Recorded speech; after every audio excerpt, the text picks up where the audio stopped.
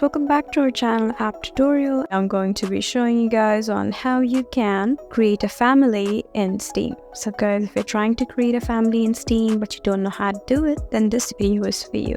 So let's get right into it without any delays. So all you need to do is just open your account details. So either you can find it where you would find your name, or just go ahead and tap on profile. And once you're here, just find account details. So if you tap on edit profile, you can find your account details right here. So if you want to change your avatars, profile backgrounds, mini profile, theme, and groups, this is the way to go. So if you look at the top right corner, you would notice there's this option of view my profile and account details. So it is right here. Just go ahead and tap there. And once you're here, you would find family management right between store preference and language preference. So once you're here, you would notice these two options, join a family and create a family. So we need to create a family. So just go ahead and tap here. Now enter the family name of the family that you want to create and tap on create right here. So there are certain things that you need to do with your account in order to create a family. So if you have a new account, you may not be able to create one like I can, but this is the way to go. So since this is a new account, I cannot create a family, but if you have an old account or a regular account that you're using, then it should work. So guys, that's how you create a family in Steam.